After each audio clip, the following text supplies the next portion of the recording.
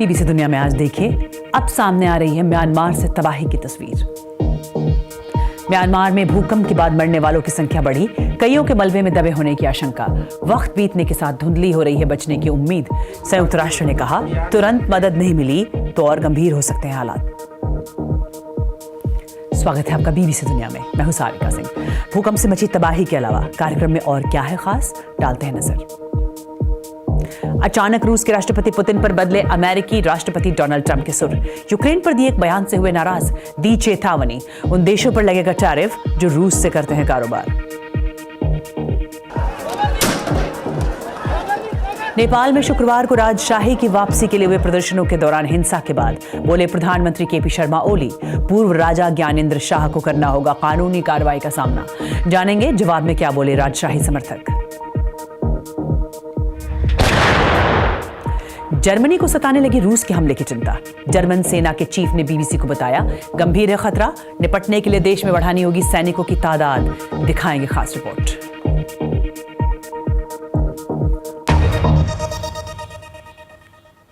अमेरिकी राष्ट्रपति Donald Trump ने कहा है कि वो रूस के राष्ट्रपति व्लादिमीर पुतिन से खफा हैं। वो अब तक पुतिन की तारीफों को पुल बांधते नजर आते थे, लेकिन अब ये बदला रुख क्यों? ट्रंप ने बीबीसी के सहयोगी चैनल एनबीसी को बताया कि उन्हें पुतिन का वो बयान पसंद नहीं आया जिसमें उन्होंने कहा था कि यूक्रेन के राष्ट्रपति ज़ेलेंस्की भरोसे के लायक नहीं है। ट्रंप के इस बयान से अंदाजा लग रहा है कि रूस पर उनका रवैया बदल रहा है। उन्होंने कहा कि ज़ेलेंस्की पर पुतिन ने जो कमेंट किया उसके बाद से चीजें सही दिशा में नहीं जा रही हैं। उन्होंने ये भी कहा कि जो भी देश रूस से तेल आयात करते हैं वो उन पर और ज्यादा टैरिफ लगाएंगे। हालांकि उन्होंने ये भी कहा है कि वो जल्द पुतिन से बातचीत भी करेंगे। और दूसरे कार्यकाल की शुरुआत से ही रूस और यूक्रेन में जंग रोकने की कोशिश कर रहे डोनाल्ड ट्रंप के बदले हुए इस रुख के मायने क्या हैं, बता रहे हैं अटलांटिक काउंसिल में यूक्रेन अलर्ट के संपादक पीटर डिकिंसन। व्लादिमीर पुतिन के लिए अब तक ट्रंप का जैसा लहजा रहा है, ये उसे बहुत अलग था। इससे लग रहा है कि शायद उन्हें पता है कि संघर्ष विराम के लिए उनकी मौजूदा रणनीति काम नहीं कर रही है और उनके कदमों को बेवकूफाना समझा जा सकता है। ट्रंप ने शुरू से ही रूस को बहुत सी रियायतें दी हैं और यूक्रेन पर दबाव डालते रहे हैं। नतीजा ये हुआ कि यूक्रेन तो आखिर में बिना शर्त युद्ध विराम के लिए राजी हो गया, लेकिन तब से पुतिन संघर्ष विराम के मुद्दे को बस टालते नजर आ रहे हैं। वो और ज्यादा शर्तों और रियायतों की मांग कर रहे हैं। अब हाल ही में शुक्रवार को पुतिन ने ज़ेलेंस्की पर जो टिप्पणी की, उससे उन्होंने ज़ेलेंस्की के साथ समझौते की पूरी योजना को ही कटघरे में खड़ा कर दिया। पुतिन ने सवाल उठा दिया कि ज़ेलेंस्की एक वैध राष्ट्रपति थे या नहीं। इसलिए मुझे लगता है कि ट्रंप जानते हैं कि पुतिन उनके साथ खेल रहे हैं और उन्हें कम से कम थोड़ा सख्त रुख अपनाते हुए तो दिखना चाहिए। और 7.7 मैग्नीट्यूड का भूकंप जो पिछले शुक्रवार को आया, उसके बाद कितनी तबाही हुई इसका अंदाजा अब धीरे धीरे लगने लगा है। थाईलैंड से तो खबरें आ गई थी, लेकिन भारत के पड़ोसी देश म्यांमार से खबरें आनी मुश्किल है क्योंकि वहां की सैन्य सरकार खबरों को बाहर नहीं आने देती। मगर अब म्यांमार के अधिकारियों का कहना है कि इस भूकंप की वजह से 2056 लोग मारे गए हैं, 3900 से ज्यादा लोग घायल हुए हैं और 270 लोग लापता हैं। इन आंकड़ों की बीबीसी पुष्टि नहीं कर सकता क्योंकि म्यांमार की सैन्य सरकार ऐसे आंकड़े पहले भी कम करके बताती रही है। संयुक्त राष्ट्र ने म्यांमार के लिए $80 लाख की मदद जुटाने की अपील की है और विश्व स्वास्थ्य संगठन ने कहा है कि अस्पताल घायलों की वजह से काफी दबाव में है, वहां बीमारी पैदा होने का खतरा बढ़ा है और विस्थापित हुए हजारों लोगों को खाना, पानी और दवाइयों की जरूरत है। लेकिन अमेरिका के एक जियोलॉजिकल सर्वे के मुताबिक भूकंप के पैमाने और लोकेशन की वजह से मरने वालों की संख्या 10,000 से ज्यादा होने की काफी संभावना है। हजारों लोग घायल भी हो सकते हैं। बीबीसी बर्मीज सेवा की एक टीम लगभग 330 किलोमीटर का सफर तय कर देश की राजधानी पहुंची, जहां उन्होंने भूकंप से हुई तबाही को अपने कैमरे में कैद किया। और ये रिपोर्ट लंदन में मौजूद सो विन थान और म्यांमार की राजधानी नेपिडॉ में मौजूद टेनाइंग जॉ और फ्यो हिन क्योर ने बनाई है।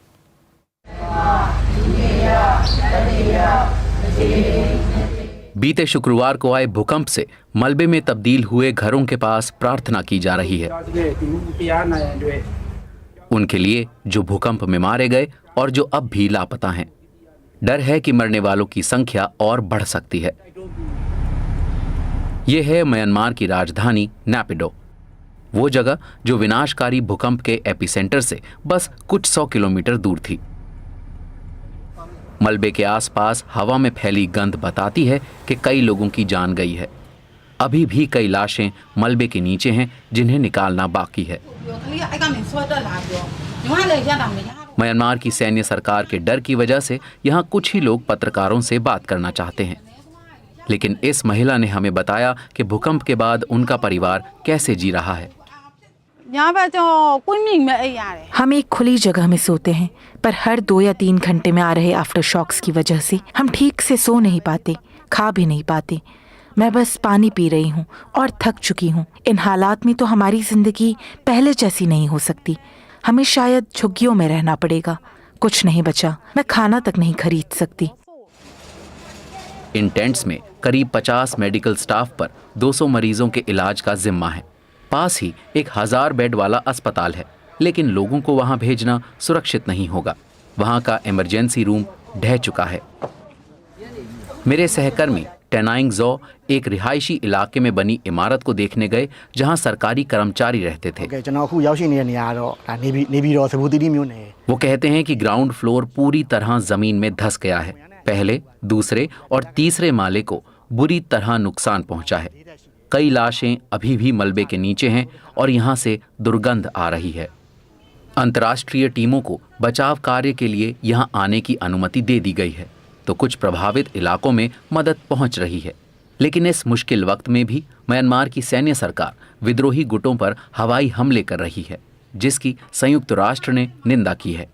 इस भूकंप से प्रभावित लोगों को आने वाले कई दिनों के लिए मदद की सख्त जरूरत होगी। बीबीसी संवाददाता सोविन थान की रिपोर्ट। इस बीच म्यांमार की सैन्य सरकार और विरोधियों के बीच अब भी जंग जारी है, लेकिन सैन्य सरकार ने पूरी दुनिया से मदद की अपील की है, जिसमें एक बड़ी परेशानी भी सामने आ रही है।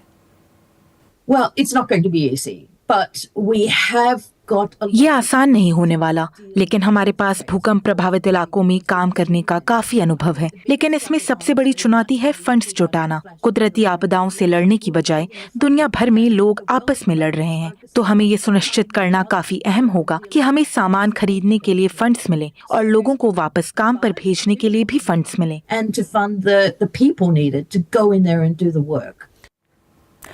वहीं इस भूकंप के झटके थाईलैंड में भी महसूस किए गए। बैंकॉक में एक आधी बनी हुई इमारत जमींदोज हो गई, जिसके लिए वहां के प्रधानमंत्री ने जांच के आदेश दिए हैं। उन्होंने सवाल उठाया कि ये एक बिल्डिंग ही एकदम से क्यों ढह गई।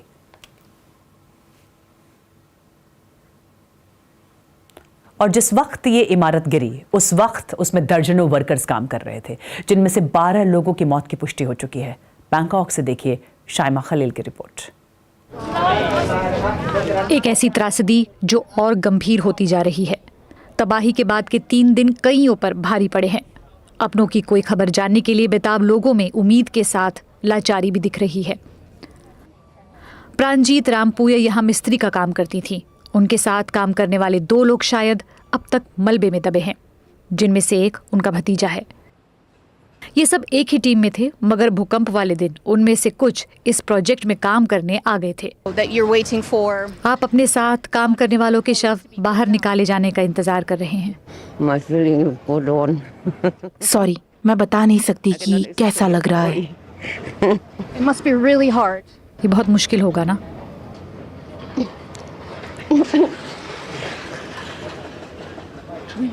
हम हर रोज साथ काम करते थे, एक परिवार की तरह थे। राहत और बचाव का काम तो चल रहा है, लेकिन धीरे धीरे। पूरी शाम हमने देखा कि राहत कर्मी हाथों से मलबा हटाने में जुटे हैं। मशीन से भी लगातार मलबा हटाया जा रहा है। धूल की इतनी मोटी परत है कि ये आपके नाक मुंह में भी भर सकती है। अभी भी कई इमारतें गिरने की कगार पर हैं, जिससे खतरा बना हुआ है। अधिकारियों के मुताबिक सबके बारे में पता लगने तक तलाश जारी रहेगी, लेकिन जैसे जैसे वक्त बीत रहा है, मलबे में दबे लोगों के जिंदा मिलने की उम्मीद खत्म होती जा रही है। बीबीसी संवाददाता साइमा खलील की रिपोर्ट। भारत के पड़ोसी देश नेपाल की राजधानी काठमांडू में पिछले शुक्रवार को राजशाही के समर्थन में प्रदर्शन के दौरान हिंसा हुई थी और आज नेपाल के प्रधानमंत्री केपी शर्मा ओली ने चेतावनी देते हुए कहा है कि पूर्व राजा ज्ञानेंद्र शाह को उस दिन हुई हिंसा के लिए कानूनी कार्रवाई का सामना करना होगा। अब तक पूर्व राजा की ओर से कोई टिप्पणी नहीं आई है। काठमांडू से इस पर और जानकारी दे रहे हैं बीबीसी संवाददाता फणेंद्र Dahal. Streets of Kathmandu have remained largely peaceful 3 days after the scenes of violence. हिंसा और अफरा तफरी में एक टीवी पत्रकार समेत 2 लोगों की मौत होने के 3 दिन बाद काठमांडू की सड़कें कुल मिलाकर शांत रहीं। सरकार ने अशांति फैलाने के आरोप में कई लोगों को गिरफ्तार किया है। इनमें से कईयों की देशद्रोह के आरोपों पर जांच हो रही है। गणतंत्र समर्थक दलों ने पूर्व राजा ज्ञानेंद्र पर हिंसक प्रदर्शनों की योजना बनाने का आरोप लगाते हुए उनके खिलाफ कार्रवाई की मांग की है। आज देश की संसद को संबोधित करते समय नेपाल के प्रधानमंत्री केपी शर्मा ओली ने घटनाक्रम को आपराधिक कार्य बताते हुए ये कहा कि पूर्व राजा ज्ञानेंद्र पर कार्रवाई होगी। वहीं राजशाही समर्थक दलों ने कहा कि पूर्व राजा को आरोपों की राजनीति में बेवजह नहीं घसीटना चाहिए। वहीं शहर के बीच अपने निजी आवास पर रहने वाले ज्ञानेंद्र ने शुक्रवार की घटना या अपने ऊपर लग रहे आरोपों पर खुलकर कोई टिप्पणी नहीं की है। ऐसी खबरें हैं कि उनके आवास पर तैनात सुरक्षा कर्मियों की संख्या घटाकर 1/3 कर दी गई। बीते महीने पूर्व राजा ने एक विवादित वीडियो में बयान जारी करते हुए जनता से देश को बचाने की अपील की थी। उसके बाद से ही कई राजशाही समर्थक संगठनों ने रैलियों का आयोजन करने का ऐलान किया और मांग उठाई कि 10 साल तक माओवादी अराजकता के बाद 2008 में जिस राजशाही का अंत हुआ था उसे फिर से बहाल किया जाए। In 2008 after 10 years of violent Maoist insurgency. और अब बात यूरोपीय देश जर्मनी की, जिसे अब खतरा महसूस हो रहा है। जर्मनी के टॉप जनरल ने बीबीसी से बातचीत में कहा है कि रूस से जर्मनी को भी खतरा है और उन्होंने आशंका जताई है कि रूस यूक्रेन के बाद जर्मनी को भी निशाने पर ले सकता है। रूस और जर्मनी की वैसे तो आपस में सीमा मिलती नहीं, मगर दोनों आसपास ही हैं। जर्मनी के टॉप जनरल ने कहा है कि रूस से खतरे को देखते हुए देश में सेना को लेकर किसी न किसी तरह की भर्ती की प्रक्रिया शुरू करनी होगी। और उन्होंने कहा कि जर्मनी के हालात को देखते हुए अपना रुख बदलना चाहिए। अब तक जर्मनी सैन्य ताकत बढ़ाने से बचता रहा है, लेकिन उसे अब इस बारे में गंभीरता से सोचना होगा। देखिए बीबीसी संवाददाता सारा रेंसफोर्ड की रिपोर्ट। जर्मनी की सेना के लिए हालात बहुत तेजी से बदल रहे हैं। सालों से इस देश की सेना का बजट काफी कम रहा है,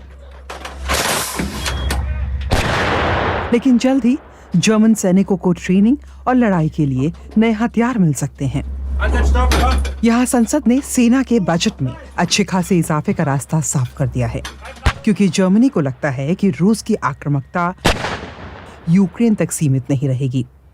जब हम जर्मनी के टॉप जनरल से मिले तो उन्होंने चेताया कि रूस नेटो के इलाके पर 4 साल से भी कम समय में हमला कर सकता है। We are threatened by Russia. We are threatened by Putin. हमें रूस से खतरा है, पुतिन से खतरा है, इसलिए जो भी जरूरी है वो हमें करना होगा। अपना डिफेंस मजबूत करना ही बचाव का सबसे अच्छा तरीका है। Deter best. जिस खतरे का आपने जिक्र किया उसके लिए जर्मनी को पूरी तरह तैयार करने में आपके हिसाब से कितना वक्त लगेगा? ये इस बारे में नहीं है कि हमें कितना वक्त चाहिए, बल्कि ये निर्भर करता है पुतिन पर कि वो हमें कितना वक्त देते हैं, और जितनी जल्दी हम तैयार हो पाएं उतना अच्छा।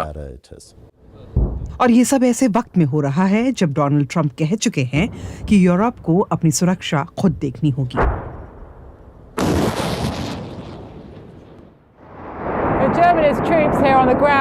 यहाँ मौजूद जर्मन सैनिकों ने मिलिट्री बजट में इजाफे का स्वागत किया है। वो नए खतरों का सामना कर रहे जर्मनी के लिए इसे बहुत अहम मानते हैं।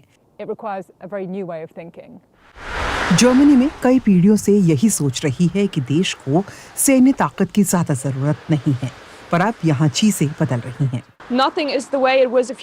अब कुछ भी पहले जैसा नहीं है। हमें लंबे समय से जिन सिद्धांतों पर यकीन था कि यूरोप में अब दोबारा कभी जंग नहीं होगी, अब वो हमारी हकीकत का हिस्सा नहीं है। बहुत से जर्मन अभी भी हमारी सेना में बड़े निवेश को लेकर थोड़ा अजीब महसूस करते हैं, लेकिन मुझे लगता है कि पिछले कुछ सालों में जो कुछ हुआ है उसे देखते हुए कोई दूसरा विकल्प नहीं नजर आ रहा। लेकिन सेना में भर्ती पहले से ही एक चुनौती है, खासकर युवा सैनिकों को ढूंढना। और जनरल ब्रूयर का कहना है कि जर्मनी को 1 लाख और सैनिकों की जरूरत है। We won't get this 100,000 soldiers. हमें ये 1 लाख सैनिक बिना किसी अनिवार्य भर्ती की प्रक्रिया के नहीं मिलेंगे। One or the other model of conscription. सैनिकों की अनिवार्य भर्ती जरूरी है। बिल्कुल बिल्कुल। इस पर अभी बहस होनी है, पर जर्मनी जो कभी रूस के साथ बातचीत पर जोर देता था, अब उसका पूरा ध्यान अपनी सुरक्षा मजबूत करने पर है। बीबीसी संवाददाता सारा रेंसफोर्ड की रिपोर्ट। और इधर ट्रंप के टैरिफ वॉर यानी इंपोर्ट की जाने वाली चीजों पर ज्यादा लगने वाले टैक्स का खतरा भी कई देशों पर मंडराने लगा है। अमेरिकी राष्ट्रपति डोनाल्ड ट्रंप और ज्यादा टैरिफ्स का ऐलान कर सकते हैं और इसी डर की वजह से एशियाई और यूरोप के स्टॉक मार्केट्स में गिरावट देखी गई है। ट्रंप ने कहा है कि बुधवार लिबरेशन डे है, उस दिन से हर उस देश से आने वाले सामान पर उतना ही टैक्स लगेगा जितना टैक्स वो देश अमेरिकी सामान पर लगाते हैं। इसे रेसिप्रोकल टैरिफ कहा जाता है। और डोनाल्ड ट्रंप का कहना है कि इन टैरिफ्स का अमेरिकी अर्थव्यवस्था पर पॉजिटिव असर होगा, जो आर्थिक मंदी के डर को कम करेगा। देश पहले से भी ज्यादा कामयाब होगा, बहुत विकास होगा, अमेरिका में काफी विकास होगा और वो आगे बढ़ेगा। सैन डिएगो की यूनिवर्सिटी ऑफ कैलिफोर्निया में एसोसिएट प्रोफेसर काइली हैंडली ने बीबीसी को बताया कि आने वाले दिनों में किस तरह के बदलाव हो सकते हैं। अमेरिकी कस्टमर्स को काफी पैसे खर्च करने पड़ेंगे। इनमें वो व्यवसायी शामिल हैं जो अपने प्रोडक्ट्स के लिए बाहर से सामान खरीदते हैं। ऑटो इंडस्ट्री इसका अच्छा उदाहरण है। अगर ये योजना नौकरियों और आर्थिक विकास के लिए सही है तो मेरे हिसाब से स्टॉक मार्केट्स में गिरावट नहीं आनी चाहिए थी, जैसा कि हमने पिछले कुछ हफ्तों में देखा। ये इस बात का इशारा है कि ज्यादा व्यवसायों को अनिश्चितता पसंद नहीं है और मुझे भी यही लगता है कि ये आखिरकार उनके बिजनेस के लिए बुरा ही है।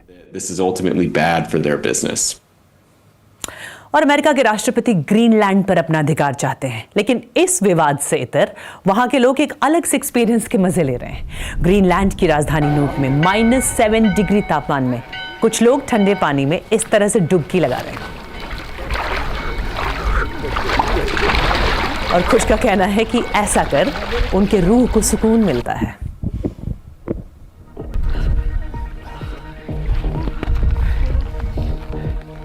और कार्यक्रम पर फीडबैक के लिए आप मुझे एक्स पर लिख सकते हैं। मेरा हैंडल है @BBC सारिका। आज के लिए इतना है।